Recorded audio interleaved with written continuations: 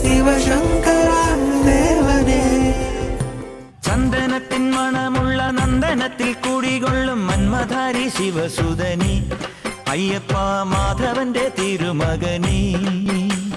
ശനിയുടെ ഹരണേ വരണേ നീ അരവണ മധുരം തരണേ. മനസ്സിൻ പമ്പയിൽ നീരാടുക നീ ശരണ നദിയലകൾ അണിയണ വരദനെ. ചന്ദനത്തിൻ മണമുള്ള നന്ദനത്തിൽ കുടികൊള്ളും മന്മധാരി ശിവസുതനി അയ്യപ്പ മാധവന്റെ തിരുമകനേ.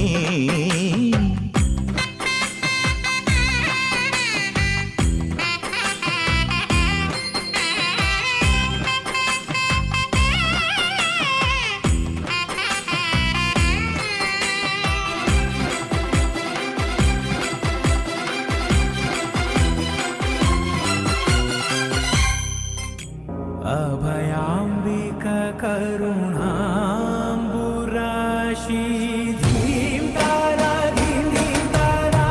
चडुलमाय गानमाय நடனமாய் நிறையணே நாமசரங்களில் ஓதுமோ பிராணங்களின் திவ்ய பாதாம்சு. शरणं नी जननी नादविमो भुवनपालिनी अनाथ रक्षकनी जनिकारकी त्रिपुरमनोहरिये.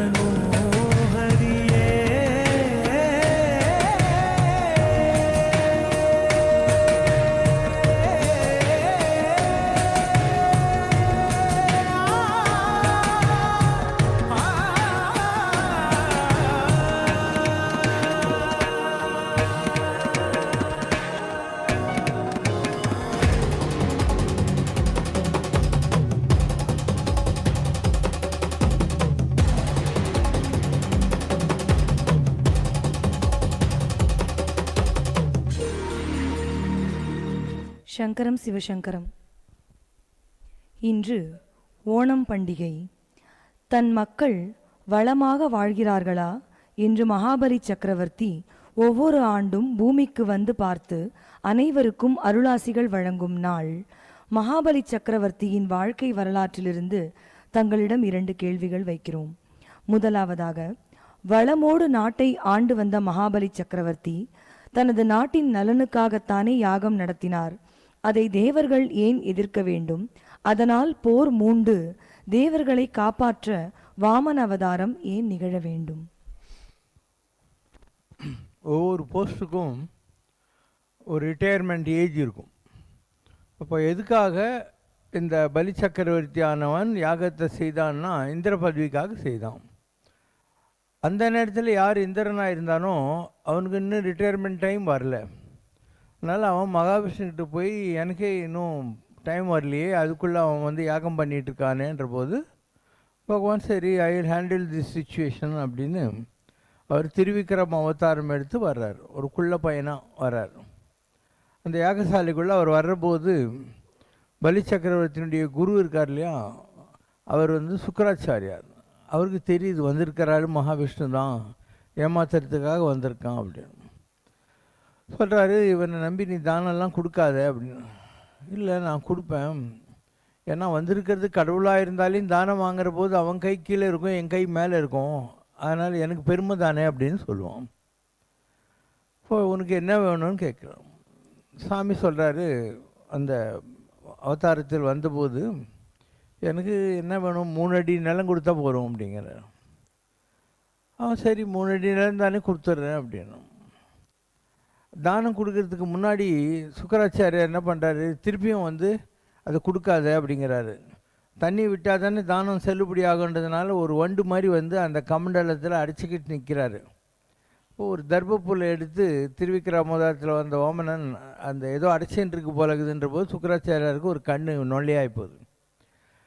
அப்போ அவர் கோவம் வருது, என் பேச்சே சிஷ்யனாக இருந்த நீயும் கேட்கல, உனக்கு தான் நான் நல்லதுக்கு பண்ணுறேன், இந்த பகவானும் இப்படி பண்ணுறான், அதனால் இனிமேல் உங்கள் சங்காத்தமே எனக்கு வேண்டாம், எனக்கென்று ஒரு நாடு எனக்கென்று மக்கள் அப்படின்னு கேரளாவிலேருந்து அப்படியே அரபிக்கடல் ஓரமாக போய் அவர் தான் வந்து இஸ்லாமிய மதத்தை உற்பத்தி பண்ணுவார்.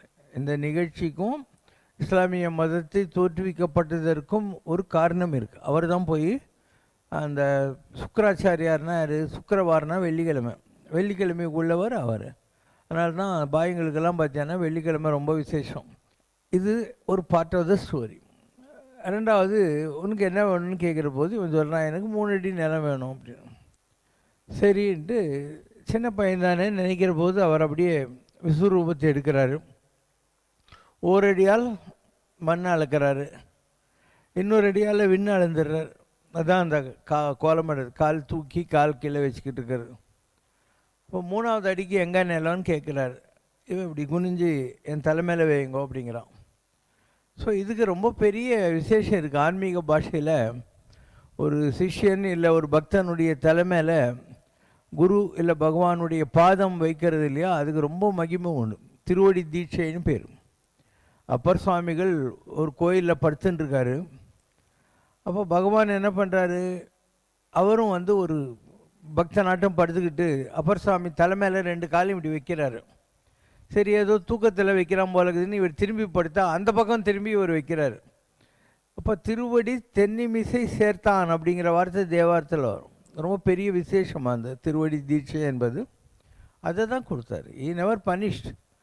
அவங்ககிட்ட கொடுத்துட்டு சொல்கிறாரு, இப்போத்துக்கு இந்திர பதவி காலி இல்லைப்பா, நீ பாதாள லோகத்தில் போய் கொஞ்ச நாளைக்கு சக்கரவர்த்தியாக இரு, அடுத்த யுகத்தில் உனக்கு இந்திர பதவிக்கு இப்போயே நான் ஆஃபர் லெட்டர் கொடுத்துட்றேன் அப்படின்ட்டார்.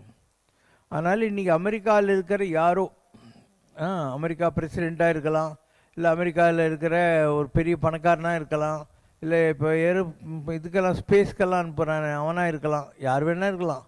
அவன் பிரகலாதனுடைய அந்த வம்சத்தில் வந்ததனால பகவானால் அனுகிரகிக்கப்பட்ட வரம் அளிக்கப்பட்ட அந்த பலி சக்கரவர்த்தியாக இருக்கிறதுக்கு வாய்ப்புகள் இருக்குது. யார் வேணால் இருக்கலாம். அதாவது வெறும் பிரசிடெண்ட் ஆஃப் அமெரிக்கான்னு நினைக்க தேவையில்லை. அந்த ஆத்மா எந்த உடலில் வேணாலும் இருக்கலாம். அமெரிக்காவில் பாதாள லோகத்தில் இருக்காங்க. அண்டு நெக்ஸ்ட் யுகம் வர்ற போது என்ன ஆகும், அவர் இந்திர பதவி அவருக்கு கிடைக்கும். Because already it has been assured.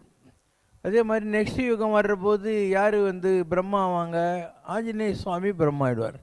அவர் மகேந்திரியில் உட்காந்து தவம் பண்ணிக்கிட்டு இருக்கிறாரு. அவருக்கும் ராமர் வரம் கொடுத்துருக்காரு, உனக்கு 5 முகத்தை தரேன், பஞ்சமுகம், நீ 4 திக்கில் இருந்தும் உனக்கு ட்ரபிள் இருக்காது, ஆகாசத்துலேருந்து ட்ரபிள் இருக்காது அப்படின்னு மகேந்திரகிரியில் அனுமான் கோட்டைங்கிற இடத்துல அவர் உட்காந்து தவம் செஞ்சிட்ருக்காரு. அடுத்த யுகத்தில் அவர் என்ன ஆவார், பிரம்மா ஆவார். அவருடைய நோக்கத்துக்கு ஏற்ற மாதிரி இந்த உலகத்தில் அவர் படைப்பார்.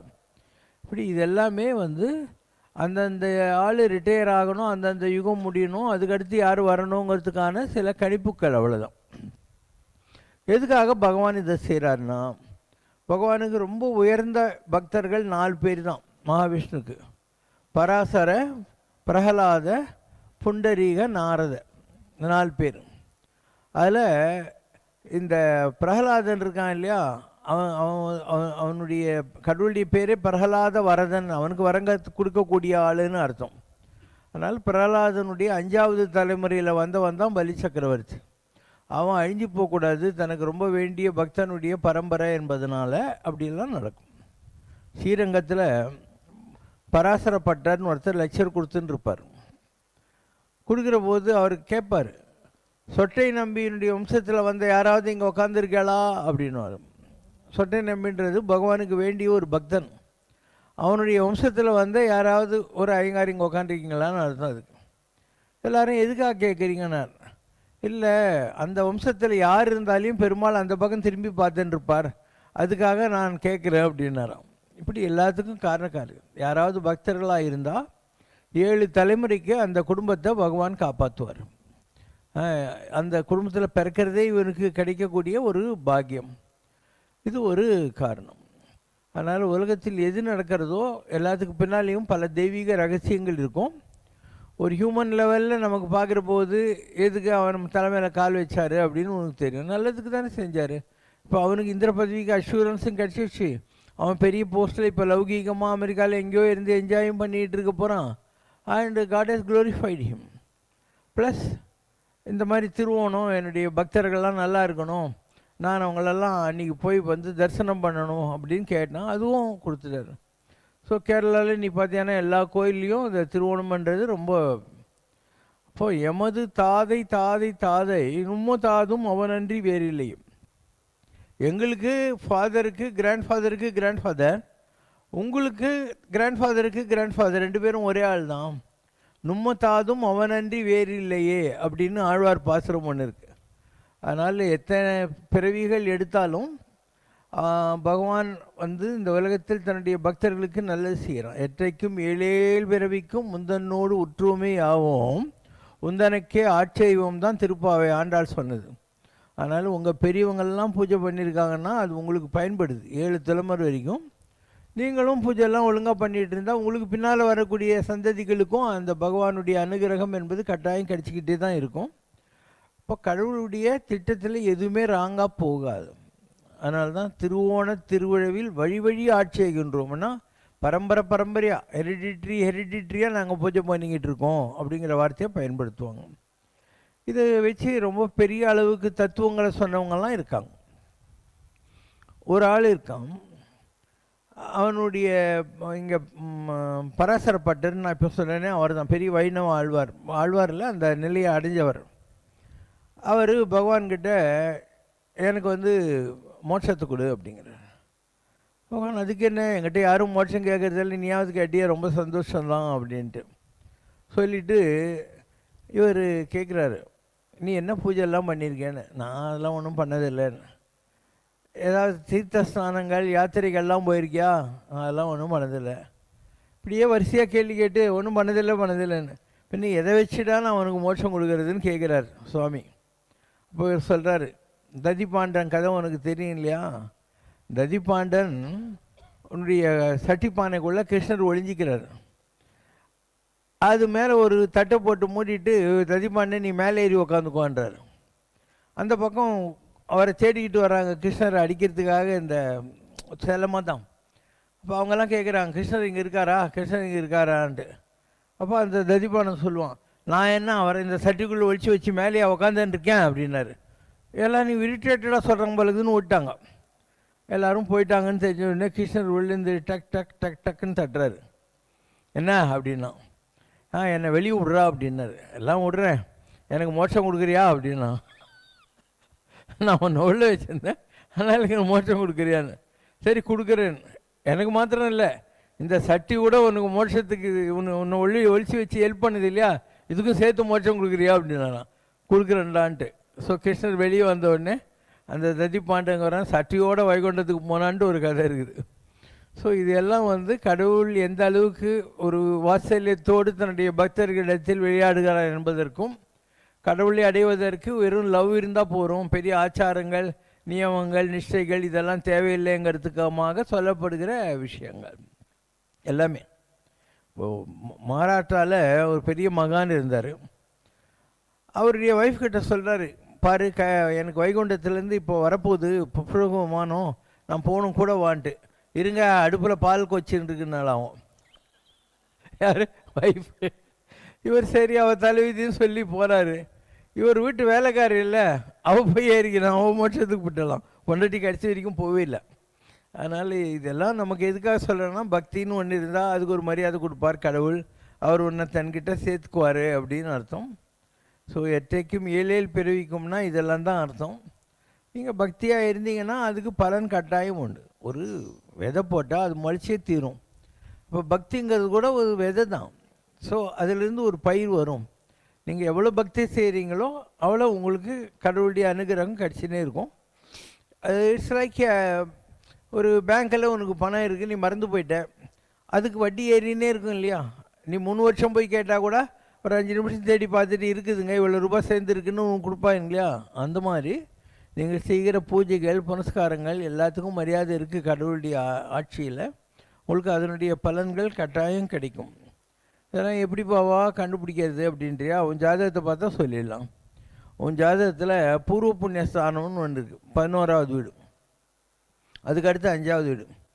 இந்த வீடுங்களில் பார்த்தா உனக்கு எவ்வளோ பூர்வ புண்ணியம் இருக்குது, எந்த அளவுக்கு நீ கடவுளை பக்தி பண்ணியிருந்த, இதெல்லாம் கண்டுபிடிச்சிடலாம்.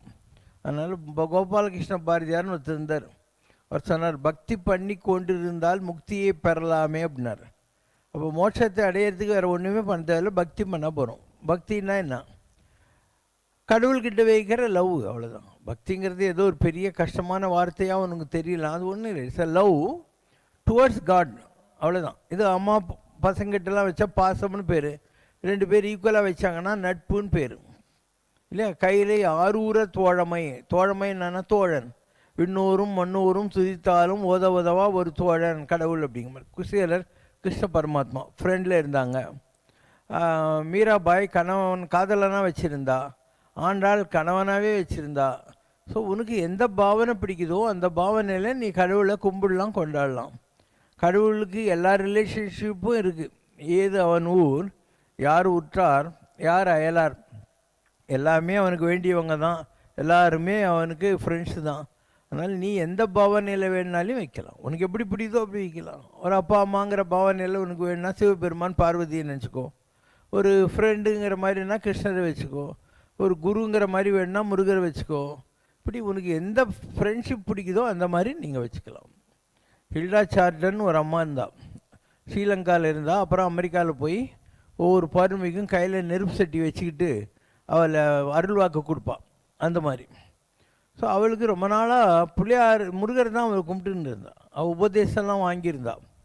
அதனால் ஒரு நாள் அவள் பிள்ளையாரை நினைக்கிறா, இந்த மாதிரி உன் பிரதர் இவ்வளோ அழகாக இருக்கார் முருகர், நீ இந்த யானை மூஞ்செல்லாம் போட்டுன்னு தும்பிக்கையெல்லாம் வச்சுன்னு இருக்கிறியே அப்படின்னு கேட்குறா. அன்றைக்கி நைட்டு பிள்ளையார் வந்துடுறாரு அவருடைய விஷனில். வந்து நீ ஒரு பேப்பர் பேனை எடுத்து வச்சுக்கோ, உனக்கு என்னெல்லாம் டவுட் இருக்கோ கேட்டுனே வா, நான் பதில் சொல்கிறேன், உங்கள் கையாலேயே நீ எல்லாத்தையும் எழுதிக்கோ அப்படின்னாரு. ஸோ அவள் கேட்குறா, நீ ஏன் இந்த மாதிரி ஃபார்மேட்டில் இருக்க அப்படின்னு. பிள்ளையார் சொல்கிறாரு, நானும் முருகன் மாதிரி அழகாக தான் இருந்தேன் அப்படின்னு அவர் வளர்றாருலாம் சொல்கிறார். எதுக்காக? அவருக்கு யானை முகம், கஜமுகாசுவரன் ஒரு அசுரன் அழிக்க வேண்டியிருந்தது. அதனால் ஒரு யானையினுடைய முகத்தை கொண்டாந்து அட்டாச் பண்ணாங்க. அப்போ தான் அந்த யானைக்கு யானை சைட் பண்ணுறது கரெக்டாக இருக்குன்ற மாதிரி. இல்லைன்னா முருகன் மாதிரியே எனக்கும் அழகான முகம்லாம் இருக்குது, ஆனால் இப்போ நான் இப்படி இருக்கிறதுனால உனக்கு என்ன ப்ராப்ளம்? ஒரு பிள்ளையாரை பார்த்த உடனே குழந்தையிலேருந்து எல்லாருக்குமே வந்து ஒரு சிரிப்பு வந்துடுது இல்லையா? விகடராஜன் அப்படின்றார். விகடராஜன் என்ன, ஒரு காமெடி பீஸ் அப்படின்னு வச்சுக்கோ, அந்த மாதிரி நல்லா தானே இருக்குது அப்படின்லாம் பெரிய தத்துவங்கள் எல்லாம் சொல்லியிருப்பார். அதனால் கடவுள்களுக்கு இந்த உருவங்கள் என்பவை நிஜமாக கிடையாது, ஒரு காரண காரியத்தினால் அப்படி தோற்றத்தில் வருகிறார்கள். கடவுள், எல்லா கடவுளுமே ஒளி வடிவானவங்க தான், எல்லாருமே ஜோதி மயமானவர்கள். And because you have to understand them in a particular way. அவங்க உனக்கு முருகனாவோ பெருமாளாவோ அம்பாளாவோ விநாயகராகவோ வராங்க. ஒரே எலக்ட்ரிசிட்டி தான் மைக்கு, அதுதான் ஃபேனு, அதுதான் லைட்டு. இந்த மாதிரி ஒரே கடவுள் தான் சிவனாக வரார், பெருமாளாக வரார், பிரம்மா வரார், முருகனாக வரார், சரஸ்வதியாக வரார், இதெல்லாம் வராங்க.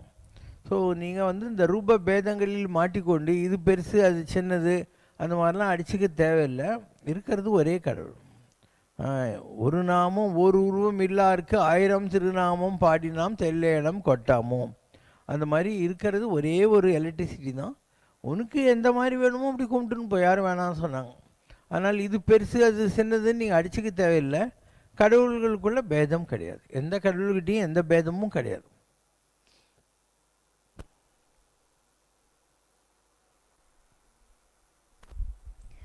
இரண்டாவதாக, குருக்ஷேத்திர யுத்த களத்தில் தானம் கொடுக்க எதுவும் இல்லாமல் மரணத்தோடு போராடி கொண்டிருந்த கர்ணனிடம் அவன் தான தர்மத்தை அந்தணன் வடிவில் வந்து தானம் பெற்ற பகவான் கிருஷ்ணர். வாமன அவதாரத்தில் மகாபலி சக்கரவர்த்தியிடம் வாமனன் என்ற குள்ள மனிதனாக வந்து 3 அடி மண் கேட்டு தானம் பெற்ற திருவிக்கிரமன். இந்த 2 தானங்களையும் ஆன்மீக ரீதியில் தாங்கள் எப்படி பார்க்கிறீர்கள்? பாருண்டான், பார் உமிழ்ந்தான், பார் இழந்தான், பார் அளந்தான். பாருன்னா பூமி. அவர் என்ன பண்ணார்? சாப்பிட்டு காமிச்சார். கிருஷ்ண பரமாத்மா வந்தபோது பூமியை சாப்பிட்டுட்டு, பார் இந்த பூமியெல்லாம் எனக்குள்ளே தாங்குதுன்னு ஆண் வாய் சுற்றி சூரியன் சந்திரன் எல்லாமே அதுக்குள்ளே சுற்றுதுன்னு காட்டார். அதை துப்பி காமிச்சார். ஸோ உண்டு உமிழ்ந்து காட்டினான். பாண்டவர்களுக்காக தூத்து போன போது நடந்து காட்டினான். கிருஷ்ண பரமாத்மா பூமியில் நடந்தான். அப்போ பார் இடந்தான். திருவிக்கிரமதான் இப்போ தானே பேசணும், அதில் பாறை அளந்து காமிச்சிட்டோம். இதெல்லாம் பூமியெல்லாம் எனக்கு தான் சொந்தங்கிற மாதிரி. அதனால் கடவுளை பொறுத்து மாத்திரம் இந்த உலகத்தில் எல்லாமே அவனுக்கு தான் சொந்தம். இவர் இருக்கார், திருவாத ஊரர், பின்னால் மாணிக்க வாசகர் ஆகிறாரு. அவர் குதிரை வாங்கிறதுக்குன்னு எடுத்து போன காசில் உத்தரகோசம் மங்கையில் சிவன் கோயில் கட்டிடுறாரு. பாண்டிய மன்னன் அரிமர்த்தனம் பாண்டியன் ஆள் அனுப்புகிறான், எங்கடா குதிரைன்னு. இவர் சிவனே உன்னை நம்பி கோயில் கட்டிட்டு போய் உட்காந்துன்னு இருக்கேன்ன்றார். இந்த காயின் எடுத்துன்னு போய் இது நமக்கு கிஃப்ட்டுன்னு சொல்லி கொடு, நான் வர்றேன் குதிரையோடன்னார். இவர் போய் இதோ கிஃப்ட்டு, பின்னால் குதிரை வந்துக்கிட்டு இருக்கு அப்படின்னு. ஸோ குதிரைகளோடு வரார். யார்? சிவபெருமான் வரார். அதனால தான் சிவபெருமானுக்கு என்ன பேர்? ராவுத்தா. ராவுத்தான்னா குதிரைக்காரன்னு அர்த்தம். ஸோ அதில் வந்து சேர்றார். எல்லா குதிரையும் நல்லா இருக்குதா பார்த்துக்கோ அப்படிங்கிறாரு. சூப்பராக இருக்குதுன்னா எல்லாம் லாயத்தில் அடிச்சிடுங்கன்ட்டாங்க. ராத்திரி ஆன உடனே என்னாச்சு, இந்த பரி இல்லையா குதிரை, அதெல்லாம் நிறைய ஆகிப்போச்சு, ஊழையிட்டுக்குன்னு இருக்குது. அப்போ ராஜாவுக்கு தகவல் போனேன், இந்த மந்திரி தான் ஏதோ சதி பண்ணிட்டான்னு சொல்லிட்டு அவனை தூக்கி ஜெயிலில் போடுங்கன்னார். இவனை ஜெயிலில் போட்ட உடனே வைகையில் வெள்ளம் வருது. அப்போ ராஜா வந்து தமுக்கு அடிக்கிறான், வீட்டுக்கு ஒருத்தர் வந்து வைகையில் மண் சுமக்கணும் அப்படின்னு. அந்த ஊரில் ஒரு கிழவி இருக்கா, வந்தி கிழவின்னு பேர். அவர்கிட்ட இந்த வைதோதிக வயிற்றில் இருக்கிற சிவபெருமான் போய், உனக்காக நான் சுமக்கிறேன், எனக்கு பசிக்குது, புட்டு கொஞ்சம் கொடு, அப்புறம் பார்க்கலான்னு. புட்டு சாப்பிட்டாரு. எல்லோரும் மண்ணு சுமக்கிறாங்க. இந்த சாமி இது இல்லையா, இது மாதம் நல்லா கொட்டை விட்டு தூங்கினுது புட்டு சாப்பிட்டு. ராஜா பாரா வரான். வரும்போது என்னடா வேலை செய்ய மாட்டியான்னு அவரை சவுக்கு எடுத்து அடிக்கிறான். சிவனுடைய முதுகில் அந்த சவுக்கடி படுது. உடனே பூமியில் இருக்கிற எல்லார் மேலேயும் அந்த சவுக்கடி பட்டுச்சான். எல்லார் மேலேயும் அந்த சவுக்கடி பட்டுச்சான். வாரணங்களிட்டும் மகமேருவும் கடலும் தாரணியும் எல்லாம் சலித்தனவால். எப்போ இது? பருத்த மத்த வச்சு யசோதையானவள் கிருஷ்ணனுடைய வாய் மேலே ஒரு அடி அடிச்சாலாம், வடவராஸ்கல் மண்ணு தின்றியான்ட்டு. அந்த பொண்ணு மேலே ஒரு ஈ வந்து உக்காந்துச்சான். அந்த ஈ உட்கார்ந்த போது அந்த வலி இருக்கு இல்லையா, அதனால் என்னாச்சு, வாரணங்கள் 8 திக்கில் இருக்கக்கூடிய யானைகளும் துடிச்சிச்சான். மகமேரு மேருமலை, கடல்கள் 7 எல்லாம் துடிக்குதான். வாரணங்கள் 8 மகமேருவும் கடலும் தாரணியும்னா பூமி எல்லாம் சலித்தனவால். அந்த துடிப்பு உலகம் பூரா இருந்ததான். எப்போ? நாரணனை பன்வா இடைச்சி அழிய மொழிகளை பேசுகிற இடைச்சியானவள் பருமத்தினால் பருத்த மத்தினால் அடித்த புண் வாயில் ஈ மொய்த்த போது. அப்போ உலகம் பூராமும் பகவான் தான் இருக்கான். அவன்தான் நீ, அவன்தான் நான், ஈ எறும்பு முதலாகி எல்லா ஜீவராசிகளும் அவன்தான். அதனால் ராமலிங்க வள்ளலார் சொல்வார், எல்லா உயிரும் என் உயிர் ஆயின. இந்த உலகத்தில் இருக்கிற எல்லா உயிரும் நானே தான். ஏன்னா எனக்குள்ளேயும் கடவுள் இருக்கிறார், அதுக்குள்ளேயும் கடவுள் தாங்கிறார். அதனால் இந்த உலகம் பூரா எனக்கு தான் சொந்தம். எல்லா உலகும் என் வசமாயின. ஏன்னா எல்லாம் கடந்த எண்ணம்பலத்தீசர் எல்லாம் கடந்தும் என்னுள் இருந்தார். உலகம் பூரா சர்வ வியாபியகத்தன்மையோடு ஆம்னி பிரசன்ட்டாக ஆம்னி பொட்டன்ட் ஆம்னிசியண்ட்டாக இருக்கிறவன் எல்லாத்தையும் கடந்து எனக்குள்ளேயும் இருக்கான் அப்படிங்கிறது ஆன்மீகத்தில் தெரிந்து கொள்ள வேண்டிய பாஷை. ஒரு விராட் விஸ்வரூபம் இந்த உலகம் என்று சொல்லக்கூடியது. நான் நீ எல்லாம் ஒன்றே தான், ரெண்டாவது ஆள் உலகத்தில் கிடையாது. நம்ம எல்லாருக்குள்ளே இருக்கிறார் இல்லையா, அவன் தான் கடவுள். எல்லாம் கடந்து உள்ளே இருக்கிறவன் கடவுள். அப்போது நம்மளுடைய உடம்புன்றது என்ன? கண்டெய்னர். உனக்கு பால் குடிக்கணும், ஜக்கில் குடி, மக்கில் குடி, டம்ளரில் குடி, தொன்னையில் குடி, யார் வேணான்னா கண்டெய்னர். நம்மலாம் கண்டெய்னர் தான். கண்டென்ட்டு பால் தான். அந்த மாதிரி கண்டென்ட்டு கடவுள் தான். இது தெரிஞ்சால் உனக்கு இந்த உலகத்தில் எதை பற்றியுமே கவலை இருக்காது. ஏழையும் இல்லை, பணக்காரனும் இல்லை, இருக்கிறவனும் இல்லை, இல்லாதவனும் இல்லை, ஆணும் இல்லை, பெண்ணும் இல்லை, அலியும் இல்லை, யாருமே கிடையாது. ஸோ கிருஷ்ணருக்கு கிடைச்ச அனுபவம் என்ன? இதே தான். அந்த மாதிரி அரிமர்த்தன பாண்டியன் சாற்றில் அடித்தான் இல்லையா, அந்த நேரத்தில் சிவபெருமான் தானே இறந்தார். பிட்டுக்கு மண்ணு சாப்பிட்டார்ல, இந்த மண்ணு சுமக்கிறதுக்காக பிட்டு சாப்பிட்டார்ல, அவர் சாப்பிட்ட புட்டு யாருக்குமே வரல உலகத்தில். ஏன்னா நீ யாருக்கு படித்தாலையும் சாமிக்கு தான் போகுது. உலகத்தில் எதுக்கு யாருக்கு நீ படித்தா, ஒரு பிச்சைக்காரனுக்கு ரோடு உரம் கொடுத்தா கூட சாமி தான் சாப்பிட்றாரு. அதனால தான் அதுக்கு என்ன பேர்? மகேஸ்வர பூஜை. மகேஸ்வரனுக்கு படைக்கப்படுகிறதுனால மகேஸ்வர பூஜைன்னு அர்த்தம். இப்போ அவர் சாப்பிட்ட புட்டு நமக்கெல்லாம் வரவே இல்லை. ஆனால் அவர் அடித்தாங்க இல்லையா, அந்த அடி உலகத்தில் இருக்கிற எல்லார் மேலேயும் வந்து தான். எப்படி கிருஷ்ணன் அடித்தா உலகம் பூரா சலிக்குதோ, அந்த மாதிரி அரிமர்த்தன பாண்டியன் அடித்த அடி அந்த சாமி மேலே உலகத்தில் இருக்கிற எல்லார் மேலேயும் பட்டது. அப்போ தான் அவனுக்கு புத்தி வருதான், மாணிக்க வாசகரை விடுவிச்சல் பண்ணி பழைய மாதிரி நீங்கள் மந்திரியாக இருக்கணும்னு சொல்கிறேன். இனிமேல் அவன் மந்திரியெல்லாம் இருக்க மாட்டான். அவன் கைலாசத்தில் என் கூட இருந்தவன். அங்கே ஒரு நாள் ஆகாசத்தில் இந்திரன் போகிறத பார்த்து எனக்கு ஒரு சந்தோஷம் வந்துச்சு. நாமளும் இந்திர பதவியில் இருந்தால் நல்லா இருக்குமேனு. அது இந்திர பதவி எவ்வளோ கேவலமாக இருந்து அப்படின்னு புரிய வைக்கணுன்றதுக்கு தான் பூமியில் வந்து மந்திரி வேலை வாங்கி கொடுத்தேன். இப்போது உன்னால் ஜெயிலுக்கெல்லாம் போனோடனே அவனுக்கு தெரிஞ்சிருக்கும் அதெல்லாம் ஒன்றும் பெரிய விஷயம் கிடையாதுன்னு சொல்லிட்டு, அதனால் அவன் இனிமேல் வந்து இருக்க மாட்டான்னு சிதம்பரத்துலேருந்து 50 கிலோமீட்டர் தள்ளி ஒரு ஊரில் ஒரு ஆசிரமம் மாதிரி அமைச்சிக்கிட்டு அவர் உட்காந்துருப்பார். அப்போ சிவபெருமான் அங்கே போகிறார். போயிட்டு நீ பாடுற பாட்டெலாம் நல்லாயிருக்கு, நான் எழுதிக்கிறேன்னு ஸ்டெனோகிராஃபர் மாதிரி மாணிக்க வாசகர் பாடுற எல்லா பாட்டையும் நோட்ஸ் எடுத்துக்கிறார். எடுத்துக்கிட்டு மறுநாள் காத்தால பார்த்தா அந்த பஞ்சாட்சர படின்னுவாங்க, 5 படி இருக்கும் சிதம்பரம் கோயிலில். அதில் வச்சு எழுதியிருக்கான், திருவாதவூரன் ஓத திருச்சிற்றம்பலமுடையான்னு எழுதியது ஒப்பம் சிக்னயன்ட் அப்படின்னு போட்டு வச்சுருந்தாங்களாம். அதுதான் திருவாசகம். அப்போ வான் கலந்த மாணிக்க வாசக, ஊன் கலந்து உயிர் கலந்து, திருவாசகத்துக்கு உருகார், ஒரு வாசகத்துக்கும் முருகார் அப்படின்றது அப்படி தான் வந்தது. ஏன்னா அவன் ஒரு மனிதன் சொல்லி கடவுள் எது உலகத்தில் 3 மனிதர்களுக்காக மனிதன் எழுதியெல்லாம் இருக்கு இல்லையா, அது திருக்குறள். பகவத்கீதை கடவுள் இல்லையா, அவர் சொல்ல, கிருஷ்ண பரமாத்மா சொல்ல. திருவாசகம் என்ன மனிதன் சொல்ல எழுதுது. அதனால் 3மே இன்றைக்கி மிகப்பெரிய ஒரு அறிவு நூல்களாக உலகத்தில் வலம் வந்து கொண்டிருக்கின்றன. கடவுள் எப்பயுமே அப்படி தான் பண்ணுவார். அவர் ஒரு ஒளி வடிவாக இருக்கிறது உண்மைதான். ஆனால் தன்னை நம்பி இருக்கிற பக்தர்களுக்கு பலவிதமான அனுபவங்களை கொடுப்பதற்காக அவர் ஏதாவது ஒரு மனித உடலுக்குள்ளே வந்து ஒரு தெய்வ நாடகங்களையும் அற்புதங்களையும் நடத்தி காட்டி மக்களுக்கு பல தத்துவங்களை புரிய வைப்பதற்காக இந்த நாடகங்கள்லாம் நடக்கின்றன. அதனால் இந்த கேள்வியில் கேட்கப்பட்ட விஷயங்கள் எல்லாமே அப்படி வர்றது தான். அவனா என்ன இவானா எல்லாருக்கும் ஒரே விதமான 2 பேரில் எது சொன்னேன்? முதல்ல வந்து கர்ணன் வந்து அந்த கர்ணன். இப்போ கர்ணன் இருக்கான், அவன் யார்? சாட்சா சூரிய பகவான். நீ நான் எல்லாம் கூட கடவுள் தான். இப்போ ராமாயண காலம் எடுத்துக்கோ, அதில் சுக்கிரீவன் இருக்கான் இல்லையா, அவன் சூரியன். இந்திரன் யார் தெரியுமா? வாலி. சங்கர நாராயண சுரூபமாக வந்தது ராமர். பூமாதேவியாக வந்தது சீதை. 33 கோடி தேவர்களும் எல்லாம் அணில்களாகவும் கரடிகளாகவும் குரங்குகளாகவும் வந்தாங்க. எல்லோரும் வராங்களா? அடுத்து மகாபாரத காலம் வந்துடுது. அதில் சூரியன் யார்? கர்ணன். இந்திரன் யார்? அர்ஜுனன். அஸ்வினி புத்திரர்கள் நகுல சகாதேவர்கள். ராமாயண காலத்தில் வாயு அனுமான், மகாபாரத காலத்தில் வாயு பீமன். எல்லாம் வர்றாங்களா? நெருப்பினுடைய அம்சமாக திரௌபதி வந்தாளா? இப்படி அந்த யுகத்திலையும் அதே மாதிரி வராங்க. ஆதிசங்கரர் வர்றார்.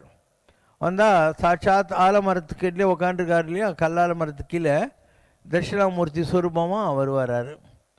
ஜனகாதி முனிவர்கள் சொல்கிறாங்க இல்லையா, 4 பேர், அவங்கெல்லாம் வந்து ஆதிசங்கருடைய 4 சிஷ்யருங்களாக வர்றாங்க. அவங்கள வச்சு தான் 4 மடங்கள் எல்லாம் கொண்டு வந்தார். குமரியில் பட்டுன்னு ஒருத்தன் தான், அவங்ககிட்ட ஒரு வாதம் செய்கிறாரு. அவன் தான் முருகப்பெருமான். காசியில் ஒரு ஆள் இந்த மண்டன மிஸ்ரர், அவன் பொண்டாட்டி சரஸ்வாணி, அதுதான் பிரம்மாவும் சரஸ்வதியும். மகாபாரத காலத்தில் இருந்த வேதவியாசர் பத்ரிநாராயண கோயிலிருந்து வந்து காசியில் ஆதிசங்கருக்கு தரிசனம் கொடுத்து, உன் வயசு 16 தான் இருந்தது, நான் எக்ஸ்டெண்ட் பண்ணி டபுள் ஆக்குறேன், 32 வயசு வரைக்கும் நீ உயிரோடு இருப்பார்னு ஆசீர்வாதம் பண்ணிட்டார். அப்போ அவரும் இருக்காரா? அந்த நித்திய சிரஞ்சீவியாக இருக்கிறவங்க திருப்பியும் உலகத்தில் வராங்கன்றதுக்கு இதெல்லாம் ஒரு ப்ரூஃப் தான். அந்த மாதிரி இன்றைக்கி கூட உலகத்தில் தேவர்கள்லாம் இருக்காங்க, கடவுள்கள்லாம் இருக்காங்க. ஆனால் உங்களுக்கு தெரியாது, ஏன்னா அவங்க மனித வடிவத்தில் இருப்பாங்க. எல்லாரும் மனித வடிவத்தில் இருப்பாங்க. ராமாயணத்தை நினச்சிப்பார், மகாபாரதத்தை நினச்சிப்பார். இது கலியுகம். கலியுகத்தில் எல்லா கடவுளும் வராங்க, எல்லோரும் இருக்காங்க, எல்லா ரிஷிகளும் வராங்க, எல்லா சித்தர்களும் வராங்க. ஆனால் மனிதர்களுக்கு அதை புரிந்து கொள்ளக்கூடிய பக்குவம் கலியுகத்தில் ரொம்ப கம்மி. மக்களுக்கு வந்து இன்றைக்கி நாலேஜ் அவ்வளோ கிடையாது. இதுக்கு முன்னால் இருந்தவங்கெல்லாம் நல்லா தவம் செஞ்சுருந்தாங்க. அதனால் அவங்க கண்ணில் அப்படியே ஒரு ஃப்ளாஷ் அடித்த மாதிரி ஒரு ஒளி வடிவம் தெரியும், யார் எதிரில் நிற்கிறது அப்படிங்கிறது தெரியும். ஆனானப்பட்ட ஆதிசங்கரர் காசிக்கு போகிறாரு. எதிரில் ஒரு சக்கிலியன் மாதிரி காசி விஸ்வநாதர் வராரு. உனக்கு தண்ணி தாகன்னு கேட்டியே, இந்தான்னு தோல் பையிலேருந்து கொஞ்சம் தண்ணி கொட்ட வர்றாரு, ஆன்னு வருவார். நீ வந்து ஒதுங்குறியே, அது எனக்குள்ளே இருக்கிற ஜோதியை பார்த்தா, என்னுடைய உடம்பை பார்த்தா அப்படிங்கிறார். அப்போ இவர் கண்ணை மூடி பார்த்தா எதிரில் நிற்கிறது காசி விஸ்வநாதன் தெரியுது. அதை வச்சுக்கிட்டு மனுஷா பஞ்சரத்னம், மனிதனுடைய தேகத்துக்கு இருக்கக்கூடிய மகிமைகள் என்று ஒரு கவிதையை பாடுறார் அவர். சுந்தரமூர்த்தி நாயனார் சிவதரிசனம் வேணுன்றார். அவருடைய அவர் கிடைச்சவர். அவர்கிட்ட சோமாசி நாயனார்னு ஒருத்தர், இங்கே திருவண்ணாமலை போகிற வழியில் சோமாசி பாடின்னு தான் அந்த ஊருக்காரர். அவர் டெய்லி பசலைக்கீரை கொண்டாந்து வண்டியே அரைக்கிருந்தார். ஒரு நாள் சுந்தரர் கேட்குறாரு எதுனான்ட்டு. உங்களுக்கு பசலைக்கீரை பிடிக்கணும் உங்கள் ஊட்டம்மா சொன்னாங்க, அதனால் ஒரு வயல் நிறையா அதை போட்டு கொண்டாந்து நிற்கிறாங்கன்னு. உனக்கு என்னையா வேணுங்கிறார். எனக்கு சிவ தரிசனம் வேணும், உங்களால் கிடைக்கும்னுட்டு. சரி ஒரு யாகம் பண்ணு, என்ன ஆனாலும் நீ யாகசாலையை விட்டு ஓடக்கூடாதுங்கிறார். ஸோ இவங்க யாகம்லாம் பண்ணுறாங்க. அப்போ 4 வேதங்களை 4 நாய்களை மாற்றிக்கிட்டு ஒரு புலையனாகவும் புலட்சியாகவும் சிவபெருமானும் பார்வதியும் யாகசாலைக்குள்ளே வராங்க. ஒன்று அங்கே இருந்த இந்த வேதி ஸ்காலர் ஐயருங்கெல்லாம் ஐயோயோ அபச்சாரம்னு ஓடி போடுறாங்க. இவர் பார்க்குறாரு, சுந்தரர் உட்காந்துருக்காரு, நம்மளும் உட்காந்துருக்கணும்னு. எல்லோரும் போகிற வரைக்கும் காத்து நின்று அவங்க சிவபார்வதியாகவும் 4 வேதங்களும் அவங்களுக்கு தரிசனம் கொடுச்சு. அதனால் கடவுள் எந்த வடிவத்தில் எப்போ வருவான்லாம் தெரியாது.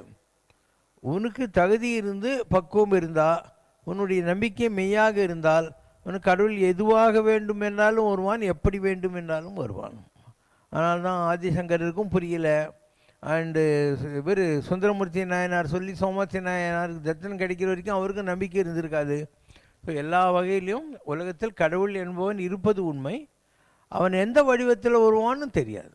வள்ளி இருக்கா, அவன் முருகனை கட்டிக்கணும் தான் வெயிட்டிங். ஆனால் முருகன் எப்படி வந்தான்? விருத்தனாக வந்தான், கிழவனாக வந்தான் இல்லையா? அப்போ அந்த கிழவனுங்கிறது என்ன? அந்த நேரத்தில் முருகனை உபாசனை பண்ணி கொண்டிருந்த ஒரு வயசான தவசி. அந்த உடம்பு வயலில் அப்போ முருகர் எங்கே இருக்கிறானோ அங்கே தானே வருவான் அவனுக்கு. அந்த மாதிரி வந்தார். ஆனால் இவன் ஓடுறான். அதுக்கப்புறம் பிள்ளையார் வந்து துரத்தி பிடிச்சி இந்த விருத்தன் வேலன் இதெல்லாம் புரிய வைக்க வேண்டியிருக்கு. இப்படி ஒவ்வொரு புராண கதைகளையும் நீ படித்து பார்த்தியானா அதில் கடவுள் எந்த நேரத்தில் எப்படி இருந்தானோ அப்படி தான் வந்திருப்பான். முருகனுக்காக விரும்பி வேண்டி தாம் இருந்த வள்ளிக்கு முருகன் வந்தான், ஆனால் வயசான விருத்தனாக வந்தான். காசி விஸ்வநாதர் புலையனாக வந்தார். சுந்தரமூர்த்தி நாயனாருக்காக சோமாசி நாயனருக்காக வந்தபோது 4 நாய்களில் 4 வேதங்களாக மாற்றிக்கொண்டு வந்து சேர்ந்தார். பாசுபதாஸ்திரம் வேணுன்ட்டு அர்ஜுனன் கிருஷ்ணன் சொன்னான்னு போய் ஸ்ரீசைல மல்லிகார்ஜுனன் தவம் பண்ணுறான். அப்போ வேடனாக வந்தான். வேடனாக வந்தானா இல்லையா சிவபெருமான்? இன்றைக்கி ஸ்ரீசைலத்தில் இருக்கிற மல்லிகார்ஜுனர். இப்படி கடவுள் எப்படி வேணும்னா வருவான். உனக்கு நிஜமாக கடவுள் பக்தி இருந்தால் அதை உன்னால் புரிஞ்சிக்க முடியும். இல்லைன்னா எதிரிலேயே இருக்கும் கடவுள், உனக்கு புரியாது, நீ ஏமாந்து போயிடுவேன். தேடிக்கிட்டே இருப்பேன் எங்கள் கடவுளுக்குன்னு தேடினே இருப்பேன். நான் வந்து ஒரு 11 தடவை கைலாசம் போயிருக்கேன். எனக்கு முதல்ல கிடைச்ச தரிசனம் வந்து 1984 காயத்ரி அந்த மாதிரி எனக்கு தரிசனம் கொடுத்து காயத்ரி மந்திரம் கொடுத்தான். அதுக்கப்புறம் ஹரித்வாரில் போய் நான் புக் பண்ணுறேன், அரிக்கி பயிரிங்கிற இடத்துல. அப்போ கங்கை தாய் பச்சைப்பாவடை கட்டி ஒரு சின்ன குழந்தையாக வந்தான். ஓம் பருவத்தில் பிள்ளையார் 4 அடி உயரத்தில் நின்று இப்படி ஆசீர்வாதம் பண்ணார். கைலாசத்தில் நான் மலை சுற்றி வர்றபோது பலவிதமான தரிசனங்கள் எனக்கு கிடைச்சிருக்கு. 33 கோடி தேவர்களையும் ஆகாசத்துலேருந்து அவங்கவுங்க ட்ரெஸ்ஸு அவங்கவுங்க வாகனத்தில் இறங்குற போதும் பார்த்துருக்கிறேன் நான். இப்படி பல அனுபவங்கள் ஒவ்வொருத்தரையும் வந்துக்கிட்டே இருக்கும். முருகர் ஒரு சின்ன பையனாக வந்து இவ்வளோ கல் அள்ளி என் கையில் கொடுத்து, மாமா அப்பாவுக்கு இதை வச்சு பெரிய கோட்டை கட்டு அப்படின்னு கைலாசத்தில் சொல்லியிருக்கார், தாச்சன் என்ற இடத்துல. நான் முதல் தடவை இதெல்லாம் பார்த்துக்கிட்டு 2வது தடவை அப்படி வர்றபோது திருவண்ணாமலையில் வந்து சொன்னேன், எனக்கு எல்லா அனுபவம் கிடைக்குது, இன்னும் சிவனை பார்க்கலையேன்னு ஒரு வருத்தம் இருக்குதுன்னு. அப்போது ராமசுரத்குமார் சாமி ஓங்கிய முதுகில் ஒரு அடி அடித்தார். இத்தனாம் தேதி சாயந்தரம் இத்தனை மணிக்கு உங்களோட ஒரு மிலிட்ரி ஆஃபீஸர் நடந்து வந்தார், அதுதான் சிவன், உனக்கு தெரியலன்னா அது தப்பா எந்த தப்பான்னார். அப்போ எப்படி வேணும்னா வருவாருன்ற நம்பிக்கை உனக்கு வந்தால்னா உங்களோட சாமியே வந்தாலும் உனக்கு தெரியும். அதுக்கப்புறம் நான் சிவனையும் பார்வதியும் ஒரு தடவை பக்கத்தில் ஒரு கல் மேலே உட்காந்து அவர் என்னுடைய வரலாறுலாம் சொல்கிறார். நீ பிறந்தது வளர்ந்தது எதுக்காக உலகத்தில் வந்திருக்க எல்லாம் சொல்லி, நீ எந்த வம்சத்தில் வந்தியோ அவங்களுக்கு பிதிர்காரியம் கொஞ்சம் பண்ணணும், நான் ஒரு தடவை கருப்பு எள்ளு எண்ணெயை கொண்டு போய் பத்ரிநாராயணன் கோயிலில் தான் அக்கௌண்ட் எல்லாம் அங்கே தான் அங்கே கொடுத்துரு, இவங்க கர்மாலாம் முடிஞ்சு போச்சுங்கிற மாதிரி நேர்லேயே சிவனை புரிஞ்சுக்கிட்ட அனுபவம் வந்தது. முதல் தடவை எனக்கே புரியல. அந்த மாதிரி கடவுள் நாம் தேடுறது உண்மைன்னா, தேடுவது உண்மை எனில் உண்மையில் அது கிடைக்கும். அதை புரிஞ்சுக்கிற அளவுக்கு நமக்கு பக்குவம் இருந்தால் வி வில் பி ஹாப்பி. இல்லைன்னா இன்னும் தேடிக்கினே உங்கள் அண்ணன் இருக்க வேண்டியதான். கஸ்தூரிமான்னு ஒன்று இருக்குது, அது ஏதோ ஒரு வாசனை அடிக்குதுன்னு வாழ்நாளெல்லாம் ஓடிக்கினே இருக்குமா. அது சாகிற போகிறது தான் தெரியுமா, அது எந்த வாசனை தேடி ஓடிச்சோ அது மூக்கு மேலேயே இருந்துச்சான். அதுக்கு கோரோஜனம்னு சொல்லுவாங்க. ஸோ அந்த மாதிரி நீங்கள் எந்த கடவுளை தேடிக்கொண்டிருக்கிறீர்களோ அந்த கடவுள் உங்களுக்குள்ளே தான் இருக்கான். கடவுள்ன்றது தான் அதுதான். ஒரு திருடன் தான், ஒரு பணக்காரன் தான், ரெண்டு பேரும் ஒரு சத்திரத்தில் தங்கினாங்க. திருடன் என்ன பண்ணான், பணக்காரன் தூங்கிட்டானான்னு பார்த்து அவனுடைய ஹோல்டாலு பாக்ஸு கீக்ஸு பை எல்லாத்தையும் தேடி பார்த்தான், ஒன்றும் காணோம், தூங்கிட்டான். மறுநாள் காத்தால் எழுந்திரிச்ச உடனே ரெண்டு பேரும் கிளம்பணும். அப்போ அந்த வியாபாரிக்கிட்ட கேட்டானா, நீ எல்லாம் என்ன வியாபாரம் பண்ணுவேன், நான் ராத்திரிலாம் தேடி பார்த்தேன், உங்கள்கிட்ட ஒன்றுமே இல்லை அப்படின்னாலாம். அவன் சொன்னால் மூஞ்சி பார்த்தாவே நீ தெரிஞ்சிச்சுல திருடன்னு சொல்லிட்டு, அதனால் நான் கொண்டு வந்த பணத்தெல்லாம் உன் தலைகாணியில் ஒழிச்சு வச்சுட்டு நான் நிம்மதியாக தூங்கினேன், நீ எல்லா இடத்துலையும் தேடியா உங்கள்கிட்ட தேடியாடா. நான் அந்த மாதிரி நம்ம எல்லா இடத்துலையும் கடவுளை தேடுறோம், நம்மக்கிட்ட தேடுறதே இல்லை. அதனால தான் கடவுள் கிடைக்கிறது இல்லை. எல்லா இடத்துலையும் தேடுறோம், கோயிலில் தேடுறோம், மடத்தில் தேடுறோம், புக்கில் தேடுறோம், யாகத்தில் ஹோமத்துலலாம் தேடுறோம், நம்மக்கிட்ட தேடுறதே இல்லை. அதனால் என்றைக்கு நீ உங்கள்கிட்ட தேட ஆரம்பிக்கிறியோ அன்றைக்கி கடவுளை ஈஸியாக பிடிச்சிடலாம். இப்போது ஒரு ஞானப்பழம் அதை அடையணுங்கிறதுக்காக சிவபெருமான் நாரதர்லாம் சேர்ந்து ஒரு காம்படிஷன் வைக்கிறாங்க. பிள்ளையார் என்ன பண்ணுறாரு, கைலாசத்தில் சிவனையும் பார்வதியும் சுற்றிட்டு வந்து அம்மையப்பன் தானே உலகம், உலகம் தானே அம்மையப்பன் அப்படின்னு ஞானப்பழத்தை வாங்கிட்டார். முருகர் 4 நிமிஷம் கழித்து வந்து சேர்றாரு மயில் மேலே. வந்துட்டு அவருக்கு ஞானப்பழம் கழிச்ச உடனே இவர் கோவம் வருது, நீங்கள் எல்லாம் சேர்ந்து என்னை ஏமாற்றிட்டீங்க அப்படின்னு. இந்த கதை என்ன, கடவுளை அண்டத்தில் தேடுறவன் பிண்டத்தில் தேடுறவன்னு இருக்குது. அண்டம்னா உலகம், உலகம் பூரா தேடின ஒரு முருகர். பிண்டம்னா என்ன, இருக்கிற இடத்துல தேடுறது, உடம்புக்கு பேர் பிண்டம், அதனால தான் செத்து பண்ணவனுக்கு புண்டம் வச்சியான்றது. ஸோ அது பிள்ளையார் பண்ணுறாரு. அதனால் அண்டத்தில் தேடுறது இல்லை, பிண்டத்தில் தேடுறது ஈஸி. ஆனால் நீங்கள் அண்டன்ற இந்த பிண்டன்றது வீட்டில் இருந்துக்கிட்டு பொண்டாட்டி புள்ள குட்டி வர்ற நல்லவன் கெட்டவன் எல்லாரையும் பார்த்துக்கிட்டு 1000 பிரச்சனைகள் இருக்கிற போது எங்கே கடவுளை தேட போகிறீங்க? எப்போ பாரு ஃபோன் அடிக்குமா, டிவி பார்க்குறோமா, யாராவது வருவானா, காலிங் பில் அடிப்பான்னு உட்காந்துருந்தா உனக்கு எங்கே கடவுள் கிடைக்கும்? அதனால் இப்போத்துக்கு உங்களுக்கு ப்ரிஸ்கிரிப்ஷன் என்ன, ஏதோ கோயில் குளம்லாம் சுற்று, ஆற்றுலலாம் போய் குழி. அதனால் முருகர் பாலிசிக்கு வா, இப்போத்துக்கு விநாயகர் பாலிசி உனக்கு ஒத்து வராது. அதனால் முருகர் பாலிசி, எங்கெல்லாம் கோயில் குளம் பெரியவங்கெல்லாம் இருக்கிறாங்களோ அங்கெல்லாம் போகிறது வர்றது. அதனால் இடைக்காடன்னு ஒருத்தர் இருந்தார் திருவண்ணாமலை. அவர் கடவுளை அடையிறதுக்கு, மோட்சத்தை அடையிறதுக்கு 1.5 அடியில் ஒரு ஃபார்முலா கொடுத்துக்கிறார். உங்கள் நியூட்டன்ஸ்லாம் பித்தாகரஸ் தியரி மாதிரி. என்னன்னா, காணாமல் கோணாமல் கண்டு கொடு, ஆடு பார் கிடைக்கும். காணாமல்னா என்ன, காலையில் சூரியன் உதிக்கக்கூடாது. 6 மணிக்கு சூரியன் உதிக்குதுன்னா நீ 5:45 வந்து சாமியை நினைக்கணும். காணாமல் 12 மணிக்கு சூரியன் உச்சியில் இருப்பான் இல்லையா, அதுதான் கோணாமல், அப்போ கரெக்டாக கடவுளைன்னு நினைக்கணும். கண்டு 6 மணிக்கு அந்த தோராயமாக சூரியன் அசமனமாக போயிடும், அப்போ சூரியனை பார்த்து கும்பிடணும். கொடுன்னா என்ன, அந்த காலத்தில் நீர்நிலைகளில் போய் தண்ணி எடுத்து சூரியனை நினச்சி விடுவாங்க. அது அர்க்கியம் சமர்ப்பித்தல் அப்படின்னு, முடிஞ்சால் ஒரு பூ கூட சேர்த்துக்கலாம். இப்போ ஒரு நாளைக்கு 3 தடவை நீ கடவுளை நினைக்க, சூரியனை பார்க்கணும். காணாமல் கோணாமல் கண்டு கொடு. ஆடு ஆனால் எங்கெல்லாம் புண்ணிய நதிகள் இருக்கோ அங்கெல்லாம் போய் நீராடணும். நீராட போதுவீர் பொதுவீனும் நேரிழீர் ஆண்டாள் சொன்ன மாதிரி எங்கெல்லாம் புண்ணிய நதிகள் இருக்கோ அது எல்லாமே கடவுளுங்க தான். கடவுளுடைய ஒரு வடிவம் தான். காற்று கடவுள், சந்திரன் சூரியன் நட்சத்திரங்கள் எல்லாமே கடவுள், நதியெல்லாம் கடவுள், மலைகள் எல்லாம் கடவுள், எல்லாத்துக்குள்ளேயும் கடவுள் தான் இருக்கார். அதனால் நீங்கள் என்ன பண்ணணும், நீராடணும். வெள்ளத்தின் பெருக்கை போல் அப்படிங்கிற மாதிரி எங்கெல்லாம் வெள்ளம் இருக்குதோ அங்கெல்லாம் போயிட்டு நம்ம என்ன பண்ணோம், தீர்த்த ஸ்நானம் பண்ணோம். அயோத்தியிலிருந்து கிளம்புறாரு ராமர். அயோத்தியை தாண்டி வந்தோடனே முதல்ல கங்கை வந்துடும். அவர் கங்கையில் குளிக்கிறதுக்கு போகிறாராம். அப்போ கங்கை தாயே எதிரில் வந்து கையெடுத்து கும்பிடுதான். பாருளோர் பாதகம் என்னில் நீக்குவர், யானும் அந்த தெற்று உன்னில் நீக்கினன் உய்ந்தனன் என்றாள்.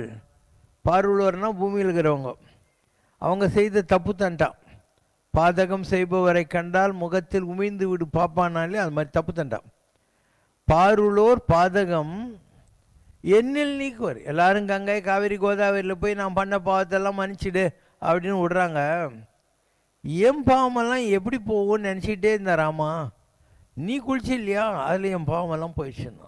பாருளோர் பாதகம் என்னில் நீக்குவர், யானும் அந்த தெற்று, தெற்றுன்னா தமிழ்லேயும் மலையாளத்துலேயும் மிஸ்டேக்குன்னு அர்த்தம்.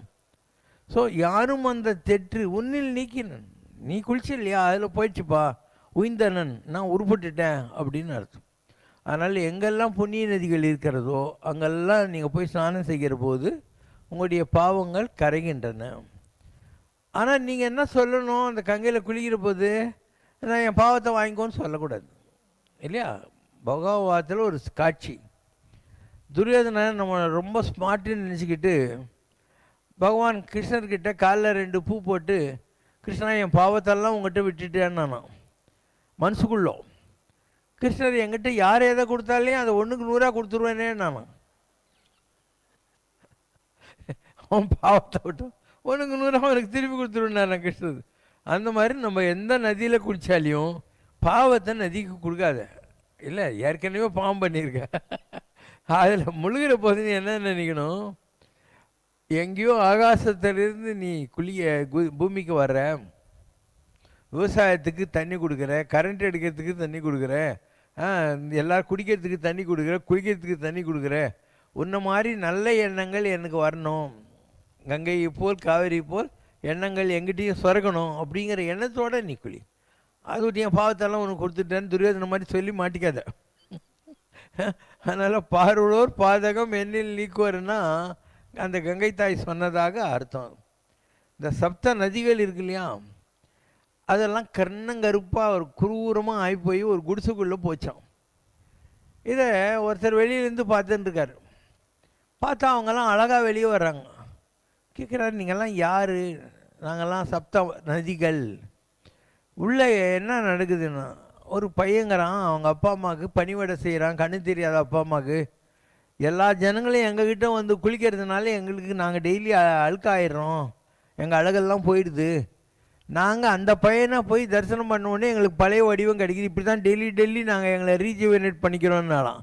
அப்போ 7 நதிகள் இருக்கு இல்லையா, அதுங்க கூட யார் டியூட்டியில் ஒழுங்காகிறானோ, அப்பா அம்மாவை பார்த்துக்கிறது, தனக்கு என்ன கடமைகள் உண்டோ அதை ஒழுங்காக செய்கிறானோ அவங்ககிட்ட இது அதோட உயர்ந்ததுன்றதுக்காக இந்த கதையெல்லாம் நம்ம பெரியவங்க சொல்லி வச்சுருக்காங்க. அதனால் நீங்கள் உங்கள் கடமைகளை செய்யுங்க. இயற்கை கடவுள், உருவங்களெல்லாம் வந்து செகண்டரி தான். ஸோ எல்லோரும் உலகத்தில் வந்துக்கிட்டே இருக்காங்க. ராமாயணத்தில் வந்தாங்க, மகாபாரதத்தில் வந்தாங்க, அண்டு கலியுகத்தில் ஆதிசங்கரர் காலத்துலேயும் வந்தாங்க, இப்பயும் வந்திருக்காங்க.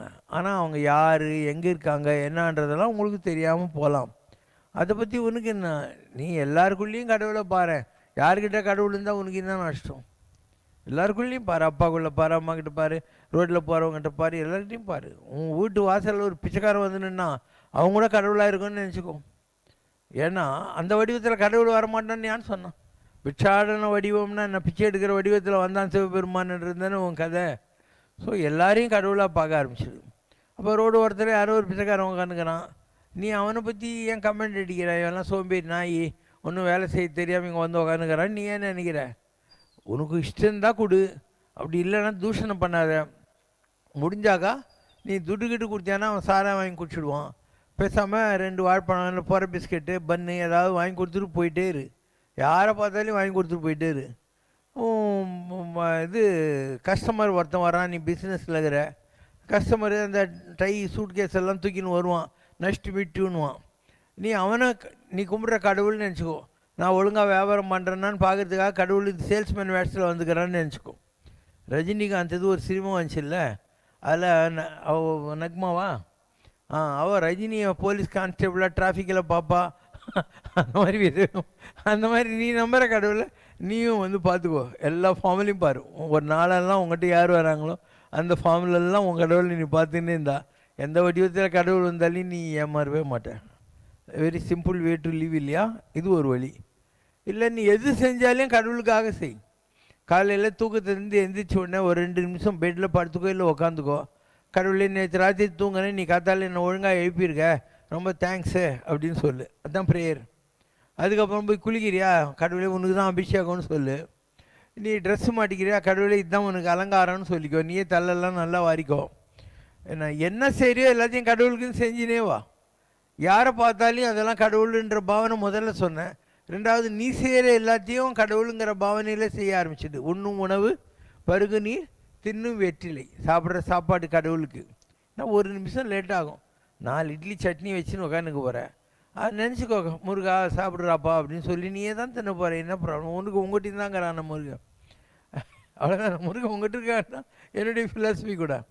ஸோ எது செஞ்சால் அதெல்லாம் கடவுளுக்காக அர்ப்பணித்து செய்கிற ஒரு வாழ்க்கை. அது ஒன்று எங்கேயோ கொண்டு போய் நிப்பாட்டும். அதுக்கப்புறம் எனக்கு டைம் இல்லைங்க, மந்திரம் சொல்கிறதுக்கு நேரம் இல்லை, நான் எங்கெங்கே பூஜை பண்ணுறது அப்படின்னு நீ பெண்ணாத்த மாட்டேன்.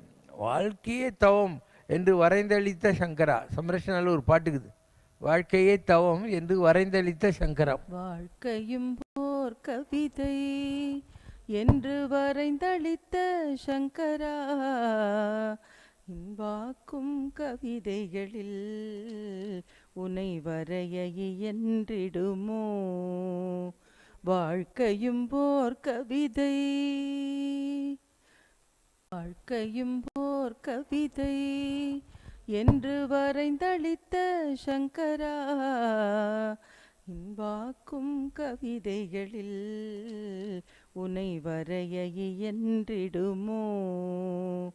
வாழ்க்கையும் போர் கவிதை. ஓம் ஜெய் சிவசங்கரரே சுவாமி ஜகத் பரிபாலகரே, ஆதி சங்கர அவதாரா அநாத ரக்ஷகரே. ஓம் ஜெய் சிவசங்கரரே. அன்னையும் தந்தையும் நீரென்றறிந்தும் அன்பில் நனைகின்றோம் சுவாமி, அன்பில் நனைகின்றோம். ஆசானும் இறையாகிய தேவா நின்னடி பணிகின்றோம். ஓம் ஜெய் சிவசங்கரரே. கைலையை பன்முறை வலம் வந்தாய் ஓ கருணாகர கீர்த்தி, சுவாமி கருணாகர கீர்த்தி. மயிலையில் நின்று வரம் தருகின்றாய் மங்களகர மூர்த்தி. ஓம் ஜெய் சிவசங்கரரே. ஆனந்த சாகரம் தனிலம்மையாழ்த்தும் அற்புதாருள் ஜோதி, சுவாமி அற்புதாருள் ஜோதி. ஆரத்தி செய்து பாடி மகிழ்ந்தோம் அருள்வாய் பரஞ்சோதி. ஓம் ஜெய் சிவசங்கரரே. நாராயண நாராயண ஓம் சத்யநாராயண நாராயண நாராயண ஓம். நாராயண நாராயண ஓம் சத்யநாராயண நாராயண ஓம் சத்யநாராயண நாராயண ஓம். ஓம் ஜெய் சிவசங்கரரே. முளப்பாடும் திருவோணம் திருஷிவ பேரூர் பட்டணமாகே புலிகளியாடும் திருவோணம். திரிக்காகரி தேவரு வாழன கோவிலில் உற்சவமாராடும் திருவோணம். திருவோணம் திரிப்பூணித்துறையாடும் திருவோணம். திருஷிவ பேரூர் பட்டணமாகே புலிகளியாடும் திருவோணம். திரிக்காகரி தேவரு வாழன கோவிலில் உற்சவமாராடும் திருவோணம். ஓணத்தின் ஷீளுணரான் மட்டன்னூர் கொட்டேனம். ஓணம் நாள் கண்டறியான் பாழூரே குறிவேணம். ஓணத்தின் ஷீளுணரான் மட்டன்னூர் கொட்டேனம். ஓணம் நாள் கண்டறியான் பாழூரே குறிவேணம். பாயசமோ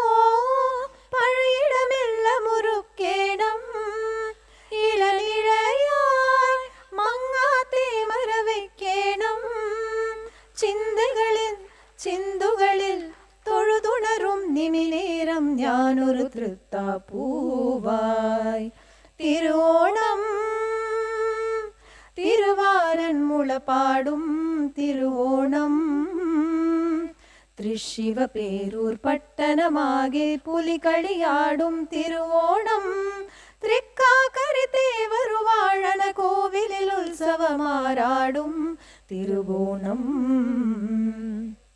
ചൊരികച്ചോരുതിരേണാം ചേക്കൂരിൻ കളരികളിൽ പരിചച്ചുണതുണ വേണം നാവായ ചൊരിമണലിൽ.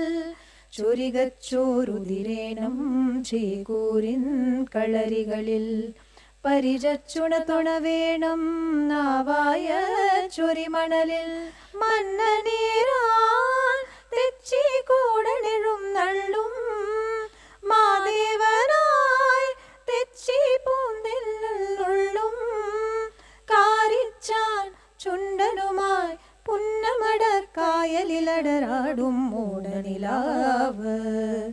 തിരുവോണം തിരുവാരൻ മുളപാടും തിരുവോണം തൃശിവ പേരൂർ പട്ടണമാകെ പുലികളിയാടും തിരുവോണം തൃക്കാക്കരി தேவரு வாழன கோவிலில் உற்சவமாராடும் திருவோணம்.